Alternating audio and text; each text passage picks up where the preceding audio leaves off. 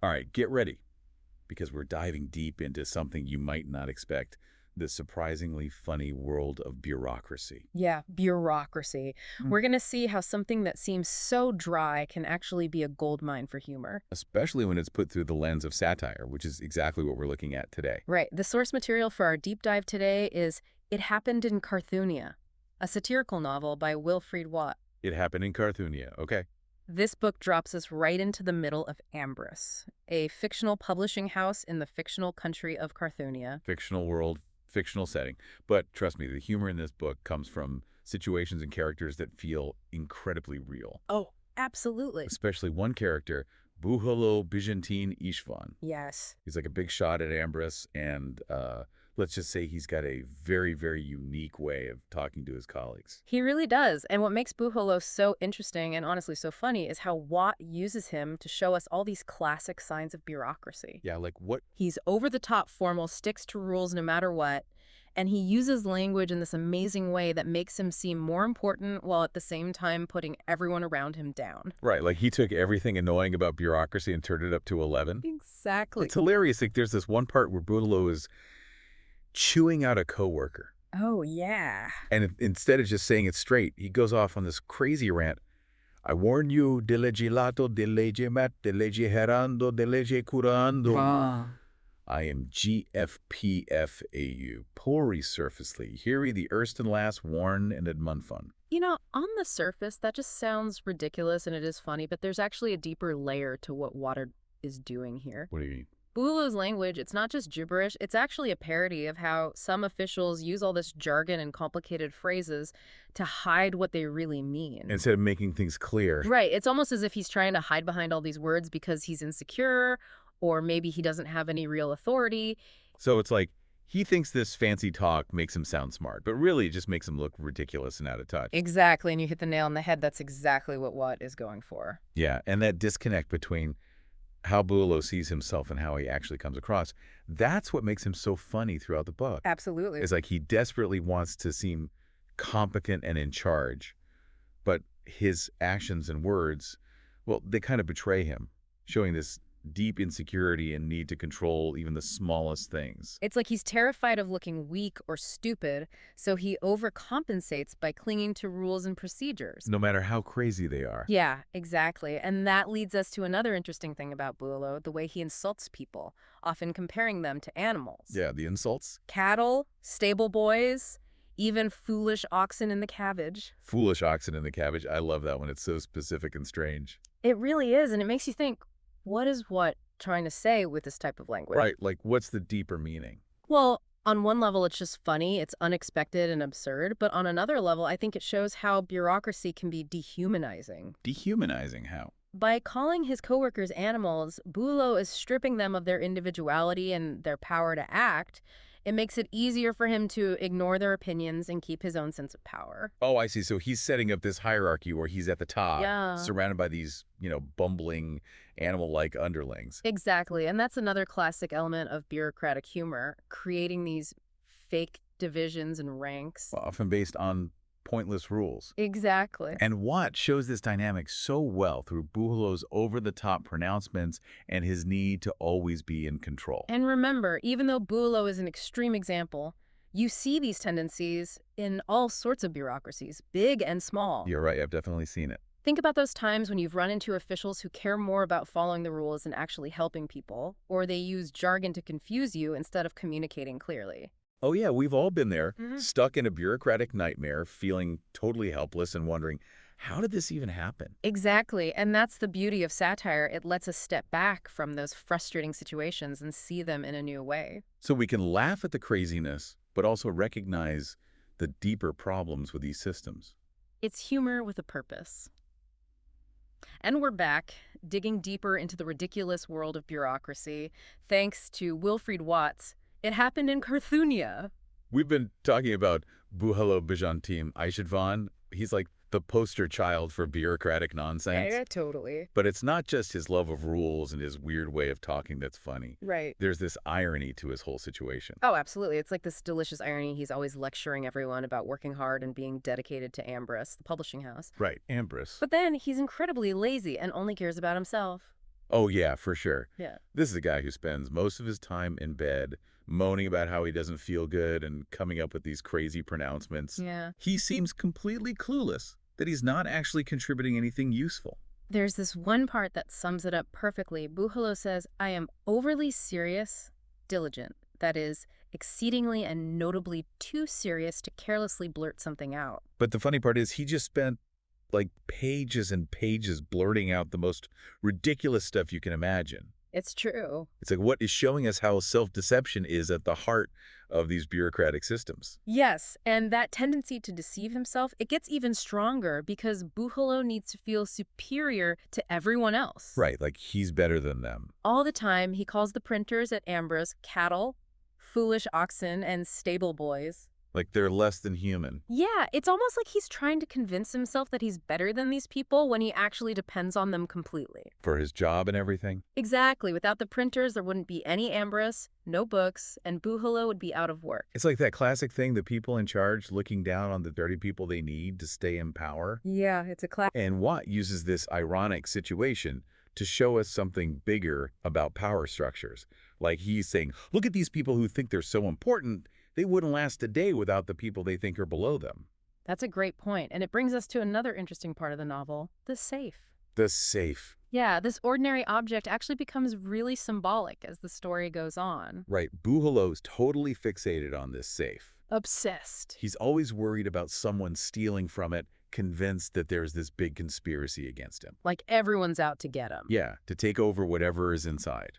On one hand, the safe represents Buholo's need to control everything. It's like a symbol of his power. Yeah, and he's terrified of losing it. But I think the safe also represents something bigger, maybe the secrets and inner workings of the bureaucracy itself. I like that idea. It's like Yep. the safe holds the key to understanding why the people in power do what they do.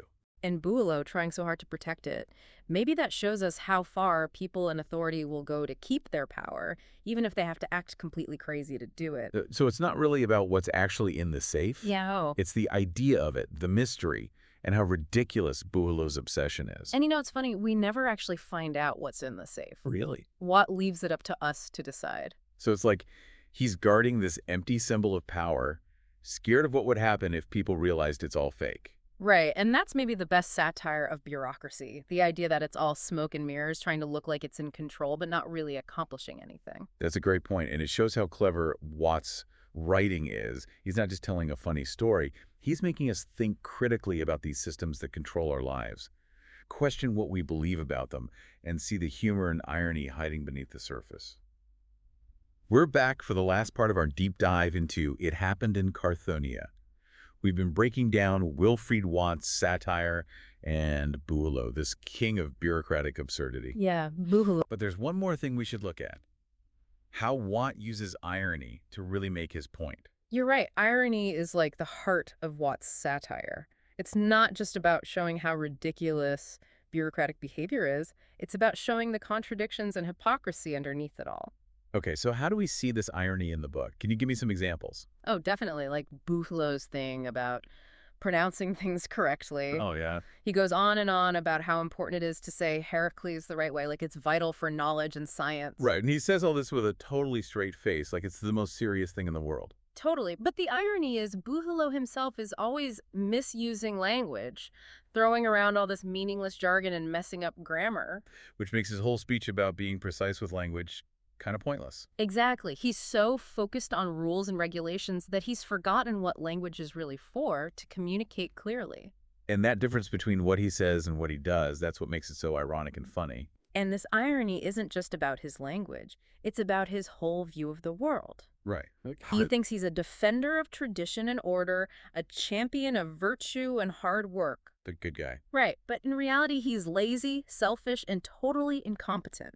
He's built up this fantasy world where he's the hero, the wise leader, guiding everyone to a better future. But actually, he's just a small part of a broken system, blindly following rules that don't really mean anything. And Watt uses this irony to show how empty Buholo's claims are, and by extension, how empty the whole bureaucratic system is. It's like he's saying, look, these people who think they're in control, they have no idea what they're doing.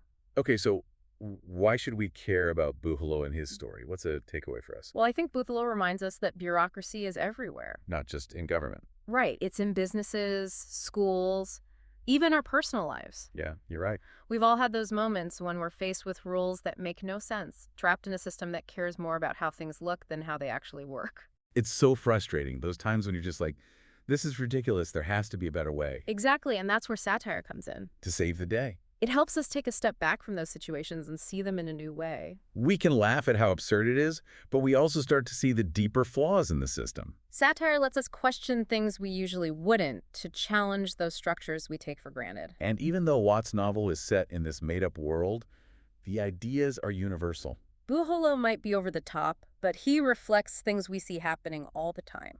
So the next time you're stuck in some bureaucratic mess, remember Buchalo and Wilfried Watt's satire. Laugh at it, but also question the system, challenge the rules, and look for a better, less ridiculous way.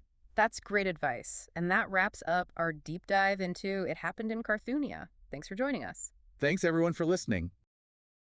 All right, so are you ready to dive into some really strange stuff? Because today, we are taking a look at Carthoonian publishing. Ooh, okay. And specifically, we have as our source this book, It Happened in Carthoonia by Wilfried Wott. Right. And let me tell you, it is unlike anything I have ever read before. Well, just from that title, I can tell we're in for something interesting. It's strange. The structure is strange. The writing style is strange. Well, let's start with the structure then. What is so strange about the structure of this book? Well, first of all, it's like we're just dropped right into the middle of a conflict. Okay. Like there's no real setup or, background or anything. We're just thrown into this legal battle between the Printers Union Oh, wow. and this publishing house called Ambrose. So it's like we're missing a few chapters. Yeah, and the chapter titles are also really weird. Like they're just numbers, Roman numerals, sometimes words. It's Wha- like the author just threw darts at a board to decide how to organize the book. So it sounds like even the structure itself is a bit of a mystery. Yeah, and then you've got the writing style, which is a whole other can of worms. It's like a mix of stream of consciousness rambling and like really highfalutin pronouncements all smashed together. That sounds a little schizophrenic. Yeah, it's like the author took a bunch of different writing styles and put them in a blender. Well, I'm intrigued. Give me an example of one of these pronouncements. Okay, so one of the main characters is this guy named Bujalo Biantin Isfan. Okay, Bujalo. And he's like this super pompous, condescending editor or director or something. We don't really know his exact role, Okay. but he loves the sound of his own voice, and he's always going on these long rants about the importance of literature and how he's like this great intellectual. Oh, boy. And he's recovering from an aneurysm, which he uses as an excuse to shut down anyone who disagrees with him. So like a, hey, I almost died, so you have to listen to me kind of thing? Exactly. So he's got a bit of a God complex going on. Oh, yeah, big time. And what about the Printers Union? What are their beefs with this publishing house? Well, they're represented by this guy named Joseph Joe Sternberg. Okay. And Joe is like the complete opposite of Bujalo. He's very direct and to the point, and he doesn't really care about all the fancy intellectual stuff. He just wants to know what's going on with this mysterious safe that keeps getting mentioned. The safe. Yeah, like a literal safe full of cash or something. It's not really clear, but it seems to be a major point of contention between the printers and the publishing house. So it's money troubles. I'm sensing some shady financial dealings here. Yeah, it definitely seems like something fishy's going on. Yeah. But Bujalo is super evasive whenever the topic of the safe comes up. He just throws insults at Joe and tries to change the subject. I can't wait to hear some of these insults. This Bujalo guy sounds like a real gem. Oh, he's a piece of work. Well, Let me tell you. so we've got this pompous editor, a mysterious safe, and a group of disgruntled printers. It sounds like the setup for a Coen Brothers film. It kind of does, doesn't it? And it just gets weirder from there. Okay, well, you've got me hooked. What happens next? Spill the tea. All right, well, let's dive into the characters a little bit more because this Bujalo guy is really something else. Lay it on me. So like I said, he's incredibly pompous, and he loves to use really big words and obscure references to make himself sound smarter than everyone else. A classic case of intellectual one-upmanship. Exactly. And he's constantly throwing around insults at Joe, calling him a peasant and saying things like, "You lack virtues." Oh my God. Yeah, it's pretty brutal. But the thing is, Joe doesn't really take the bait. He just keeps pressing Bujalo for answers about the safe. He sounds like a man on a mission. He is, and it's like he can see right through Bujalo's facade. He knows that all the fancy talk is just a way to distract from the real issue. Which is this mysterious safe. So what do you think it symbolizes? I don't know. It's hard to say for sure. Could be a literal safe full of cash, or maybe it's a metaphor for something else. Like what? I don't know. Maybe it represents the publishing house's secrets or something like that. Ooh, that's a good one. Or maybe it's a symbol of Bujalo's power and how he's trying to keep it all for himself. It's like the One Ring. Huh? Yeah. So we've got this simmering power struggle between Bujalo and Joe and this mysterious safe that could represent anything. It sounds like the author is really playing with our expectations here. Absolutely. And then there's the whole issue of the writing style, which is just as strange and unpredictable as the plot itself. We mentioned some bizarre word choices earlier. Give me an example. Okay, so at one point, Bujalo calls Joe a disheveled Oringo mandrill. Oh, what? Oringo mandrill. I have no idea what that is. It's not even a real animal. Sounds like something he made up to sound smart. Right, and the whole book is full of stuff like that. Yeah. Weird made-up words, random capitalization sentences that don't really make sense. It's like the author's trying to disorient us on purpose. Yeah, it's definitely a challenge to read. But in a way, that's what makes it so intriguing. You never know what's going to happen next or what crazy thing Bujalo is going to say. So it's like a literary roller coaster. Exactly. You're strapped in, and you just have to hold on for the ride. Well, consider me buckled up. I'm ready for more. Okay, good, because it only gets weirder from here. I can't wait. You know, it's interesting, though, because for all his bluster, this Bujalo, he really does seem to care about the publishing house. Yeah, like Ambrose is his baby or something. Yeah, he's constantly talking about how important their work is, how much he's sacrificed for it. Right, like he's some kind of martyr for the cause of literature. Exactly. But then he turns around and treats the printers like they're disposable. Yeah, like without them, there wouldn't even be any books to publish. It's such a weird disconnect. It is like he can't see the forest for the trees. Or maybe he just doesn't want to. Maybe. You know, he also does this thing where he's constantly name-dropping all these famous historical figures. Oh, yeah, like who? Like Heraclitus, Solon, all those ancient Greek guys. Right, like he's trying to prove how smart he is. Yeah, and it's so transparent. Like, oh, look at me, I know all these fancy names. It's like he's using them as intellectual armor. Exactly, like a shield to deflect any criticism. He even compares himself to Hercules at one point. Does he really? Yeah, saying they both faced extraordinary challenges. Oh, wow, that is rich. But you know, I think Bujalo's biggest challenge is his own ego. Definitely. And speaking of challenges, let's talk about this lawsuit. Oh yeah, the printers are not messing around. No, they want answers about that safe. I'm still trying to figure out what that safe represents. Me too. It could be anything, really. Like, what if it's evidence of some kind of financial wrongdoing? Ooh, that's a good one. Embezzlement, money laundering. Yeah. Who knows what kind of shady stuff is going on at Ambrose? It's like a Carthoonian Enron. Haha, exactly. But maybe it's something even more bizarre. Like what? What if the safe is a metaphor? A metaphor for what? I don't know, maybe for knowledge or the power of the written word. Interesting. That would definitely fit with the whole weird vibe of the book. Yeah, it's like the author is challenging us to think outside the box. And I love that about this book. It's Right. not just a story, it's a puzzle. Exactly. And we have to put the pieces together ourselves. And speaking of puzzles, those footnotes are still driving me crazy. Oh, yeah, those little snippets of weirdness. Like, what's the deal with the facetious spy? Or the one that just says, the love for books never fades. It's like they're clues to a bigger mystery. Maybe connected to the safe somehow. Could Yeah. be. I mean, anything is possible with this book. That's what keeps me coming back for more. Me too. It's like a train wreck you can't look away from. But in a good way. Oh, yeah. Yeah. Definitely a good way.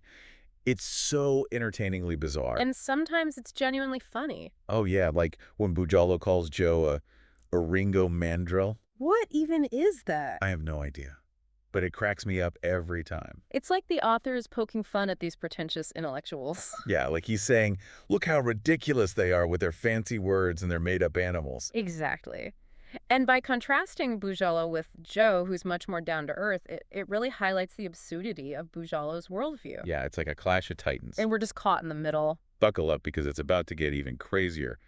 This Bujalo guy, he sure does love to brag about all the places he's been. Oh yeah, all those exotic travels. He just can't resist bringing it up every chance he gets. Especially when he's talking to Joe. Yeah, like it's some kind of proof of his superiority. Like, look at me. I've climbed pyramids and you've just climbed piles of paper. Exactly. It's so condescending. It is like he's trying to make Joe feel small. And it makes me wonder, what's he compensating for? Right, like why does he need to put others down all the time? Is he insecure or something? Maybe he's afraid of being exposed as a fraud. Ooh, that's an interesting thought. Like maybe all that bragging is just a way to cover up his own insecurities. Yeah, and all those tangents he goes off on. Right, those strange little stories. It's like he's trying to distract us from something. Or maybe even distract himself. Like he can't bear to face the truth about himself. That's deep. And then there's the way he treats Joe. So awful. All those insults. Just brutal. Calling him a horse's ass. Even a Ringo mandrill, whatever that is. It's like he's trying to dehumanize Joe. Yeah, like he's not even worthy of respect. And that's what's so scary about Bushallo. He represents a very real type of power dynamic. Where people in positions of authority use language to silence and oppress others. And it's something we see happening all the time in the real world. But Joe, he doesn't back down. He's a fighter. He keeps pushing for the truth no matter what. He's like the David to Bujallo's Goliath.